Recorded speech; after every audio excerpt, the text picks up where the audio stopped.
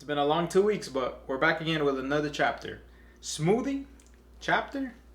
Let's get it. This boy thick. Alright, back again with another chapter of One Piece, chapter 1022, called The Stars Take Stage. We have a chapter, cover quest of the Tontadas. That doesn't matter right now. I'm so into the chapter. Also, when is Oda gonna come up with another story request? Or another story that we can get to follow, like the Enel one, the one we had before with Lola's dad and the son. Anyway, let's hop into the chapter. We get narration of what's going on with the battle. And we also get confirmation, give or take, I don't know what this confirmation entails, but it surprised me that the narrator is saying that the fearsome Toby Ropo is down and out. Keyword on out.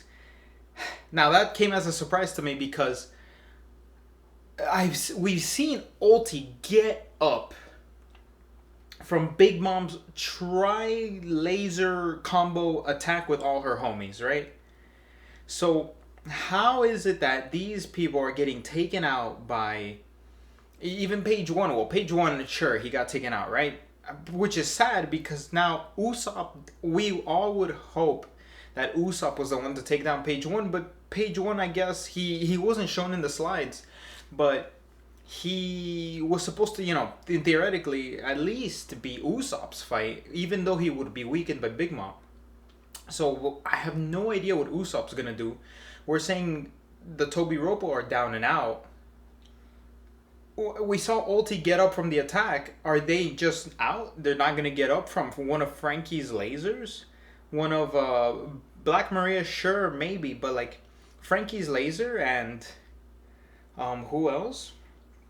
Who took a brick to the face from Jinbei and they're just out? It kind of surprised me considering they continuously mentioned the recovery rate, the durability of the Zolans, and they're just out. Anyway, we get confirmation that the island is 15 minutes away from mainland Wano, or at least from, falling. We get a little brief scene of Luffy finishing eating, finally. So he's going to be back in action in those 15 minutes, so now it's like 15 minutes. How fast is Luffy going to get back to the rooftop?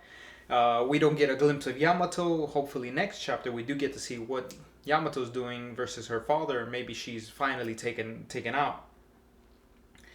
We cut to, which surprised me, which completely threw me off guard. We cut to Raizo. Kung Fu fighting, no, ninjutsu fighting versus Furokushu. Always throws me off with his name, but he's using his earlobes somehow to fight, which is his ninjutsu, I guess. And this whole fight threw me off because I didn't expect we were gonna get like our section of Raizo, but we have Furokushu's his name. I know it's not right. Furokushu. He's mentioning that he has blind faith to whoever the shogun is. He will follow whoever the shogun is, and I don't know if that's lies because he's like showing faith to Orochi, or that's truly blind faith following whoever is in the shogun's seat. And we get Raizo's reminiscence of the promise he made to Odin, and he has 100% faith that they are going to win this war and make Wano, open up the borders for Wano, which Raizo's slowly becoming one of my favorite scabbards just because for some reason Oda's giving him, I feel like he's given him quite a bit of focus, and he's like, Jack was like, oh, you gotta be careful of these 3 scabbards, and it's Ino, Neko, and then Raizo was there in one of right next to them in the panel, and I'm like, Raizo is slowly creeping up as one of the best scabbards for me. Slowly. A hot take. Alright, we cut to such an interesting fight here. I was caught off guard because I forgot about this fight completely, but this fight with Killer versus Hawkins is super interesting for me. because I feel like Killer's such a good fight because Law is 100% overpowered versus him because Law is just smarter. Kid would be such a bad fight, bad matchup for him because Kid I feel is too stubborn, too like not dumb. He's just not. I don't feel like he would be such a good fight versus him because in this case, we see that Hawkins has Killer's doll, which is just such a big L for freaking Kid. Which, why? Why? Kid takes so many L's here. How? How did it happen? How did Hawkins take your doll life force? How did he do that? Was your hockey that weak? Were you caught off guard? Was it when you were imprisoned? Please make it sense. Make it make sense because Kid has taken so many L's and I'm so disappointed. I feel like I have more faith in Killer than Kid right now and I feel like that's just so wrong. But anyway, Killer stabs Hawkins. He notices that Hawkins is ensuing that this is, be careful whose life this is because you don't know. And of course, Killer is laughing because he says, "This is now 100% more interesting. You're such an interesting character to actually put my captain's life in front of me like this, where I can't kill you unless I kill him." Now, I have no idea how he's gonna. Well, I have one idea of how he's gonna do this. My one idea, which I don't know how else he would do this, unless he somehow converts Hawkins to join the Alliance. He throws a Sea Stone bolt at him. We saw the Sea Stone bolts, and we know that the Sea Stone bolt, I would imagine, turns off his Devil Fruit power. And once it's off, he just stabs Hawkins and he loses, or he's bleeding, or fight's over. And we cut to the next chapter, and boy, this panel looks menacing. The price for treason is very steep, and you just see King just burning somebody's face, and you see Queen just hybrid form. I want to see King's hybrid form here, which is going to be an interesting fight for Zoro. But in a little bit, we have beautiful panel, just menacing, and we see Sanji on the ground. Okay, Sanji, of course. Come on, Sanji. But no, he was actually 2v1ing, which big feats. Big feat for Sanji with no raid suit on, handling 2v1ing like Marco.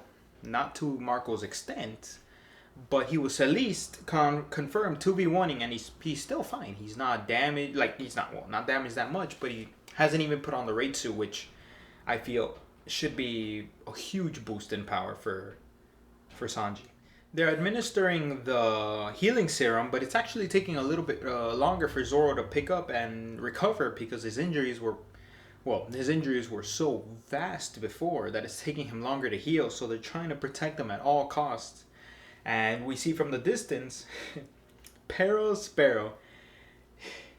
Poor Pero Sparrow here, because he's taking aim at Sanji. He's going to take a cheap shot. And of course, Neko Mamushi comes flying out and just bops this man on the back of the head. And of course, the first words is, "This is for Pedro."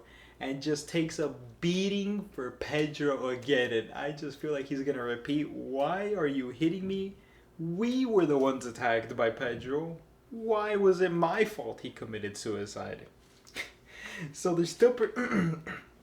they're running off with Zoro, protecting Zoro at all costs, and you have King the Wildfire stopping Zoro, whoever's holding Zoro's path, and he throws an attack at Zoro because he looks like he's sweating. He says, "You cannot let Zoro recover. You just can't. Stop it at all costs." And he catches him, or he catches whoever is carrying him off, and he throws an attack at Zoro, but Marco intercepts, which briefly we actually see Marco does have stamina limit.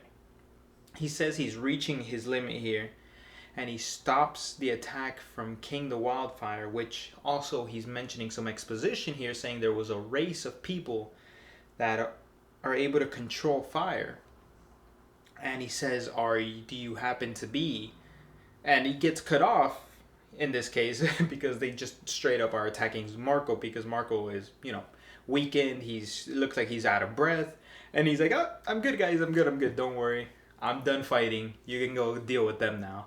And you have Zoro unwrapping, which I was hoping that Marco was gonna throw some healing flames to Zoro to try and maybe speed it up. Maybe he did. Maybe we get some exposition on that, or maybe later on we get a little bit of fire from Marco to heal Zoro's injuries and keep him going a little bit longer. But Zoro and Sanji jump into action and deal a huge blow to King and Queen here. And finally, we're going to be able to get the fight we've been waiting for. Zoro and Sanji versus the Calamities. Commander levels. I'm super excited to see this fight. I want to see how much of a, difficult fight this is going to be for both of them. And see how easily Zoro and Sanji can take care of these two. Because it looks like Sanji was, dealing with Queen pretty easily. And then Zoro fought Kaido on the rooftop. So I wonder how this is going to go, stepping down to first tier commander and Sanji second tier commander. How much more difficult the fight is going to be and what happens when he puts the raid suit on. But yes, they deal such a huge blow to the two Calamities.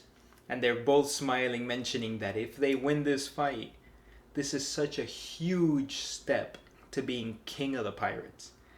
And it's just such a good ending. And we're getting there. We're getting to the end game. We're having Zoro and Sanji fighting commanders here. We're almost there. So that was the end of the chapter. There's no break next week, thankfully.